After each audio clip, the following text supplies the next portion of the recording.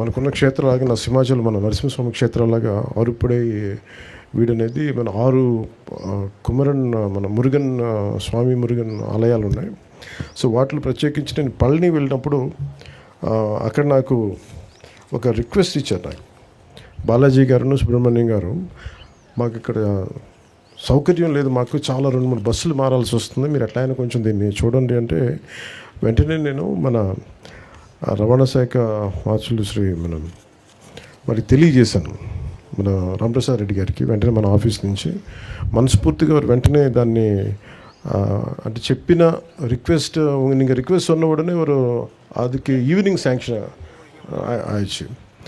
அதுக்கு like to I'm grateful to honorable CM Sri Nara Chandrababu Naidu garu for giving an immediate permission, also to Mandipalli Ramprasad Reddy garu for immediately giving a permission to let it get it operated.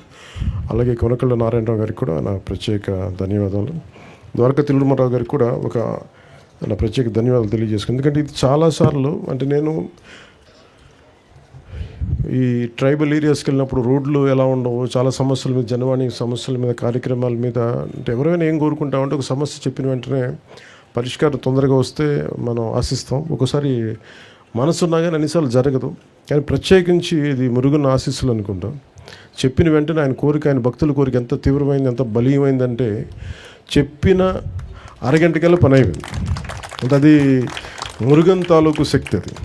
So దీనివల్ల ఉపయోగించుకునేది ప్రత్యేకించి మన తిరుపతి నుంచి కానీ మన ఆంధ్ర నుంచి అటు తిరుత్తని పళని వెళ్ళాలనుకున్నా, అలాగే తిరుత్తని పళని నుంచి తిరుపతి రావాలనుకున్నా ఈ బస్ సౌకర్యం చాలా వెసులుబాటు చాలా బాగుంటుంది. ఈ రూట్ లెంత్ 505 కిలోమీటర్లు.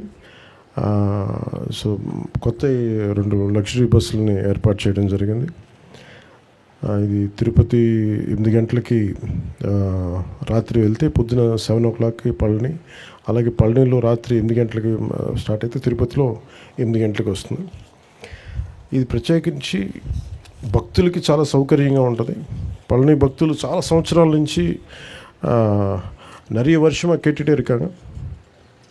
ఇది మన తమిళనాడు సోదరులకి అర్థం అవడానికి తమిళ్లో చెప్తా ఉన్నాను. పళనిலேருந்து நிறைய సంవత్సరமாக கேட்டுகிட்டே இருக்காங்க. இது திருப்பதி பழனி பஸ் தேவைப்பட்டது, எப்படியாவது பண்ணுங்கன்னு. அதுக்கு உடனே శాంక్షన్ பண்ணியிருக்காங்க ஆனரபிள் சிஎம் ஸ்ரீ நாரா చంద్రబాబు నాయుడు సార్.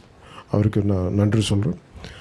అలాగే దండాయుధపాణి స్వామి ఆలయంలో ఆధ్యాత్మిక కేంద్రంగా ఉన్న పవిత్ర ప్రాంతం అది.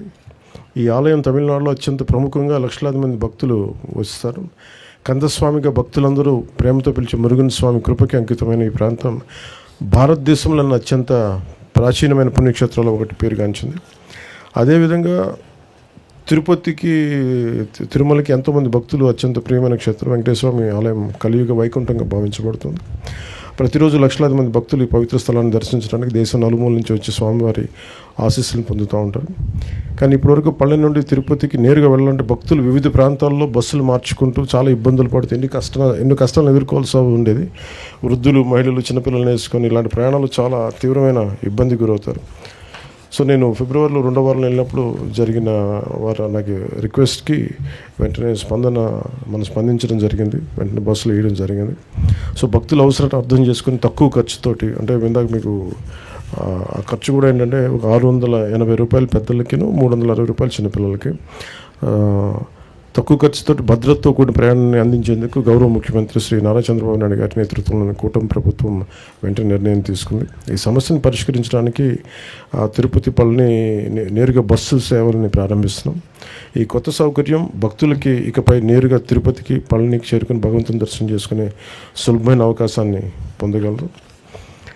ప్రయాణ సమయం గణనీయంగా తగ్గడమే కాకుండా తిరుపతిలో వెంకటేశ్వర దర్శనంతో పాటు భక్తులు దగ్గరలో ఉన్న కాణిపాకం, గుడిమల్లం, శ్రీకాళహస్తి, తిరుచానూరు వంటి ఆలయాలకు కూడా దర్శించుకోవచ్చు. ఈ బస్సు కేవలం భక్తులకు మాత్రమే కాకుండా ఆర్థికంగా కూడా అనేక ప్రయోజనాలు. ఇది పర్యాటక అభివృద్ధికి దోహదం చేస్తూ ఉంది. పళని మరియు తిరుపతి మధ్య క్రమమైన రవాణా ఏర్పడటం వల్ల ఆర్థిక కార్యకలాపాలు కూడా చాలా పెరుగుతాయి. 2 రాష్ట్రాల మధ్య భక్తులకి సంబంధాలు మరింత బలపడతాయి. ఈ సేవని విజయవంతం చేయడానికి సహకరించిన రాష్ట్ర రవాణా యోజన మరియు క్రీడా శాఖ మంత్రివర్యులు శ్రీ మండిపల్లి రామప్రసాద్ రెడ్డి గారికి, అలాగే ఆంధ్రప్రదేశ్ మరియు తమిళనాడు రాష్ట్ర రోడ్డు కార్పొరేషన్ అధికారులకు ప్రత్యేక ధన్యవాదాలు తెలియజేసుకుంటూ, గౌరవ ముఖ్యమంత్రి నారా చంద్రబాబు నాయుడు గారికి ప్రత్యేక ధన్యవాదాలు తెలియజేసుకుంటూ సెలవు తీసుకున్నాను. జై హింద్.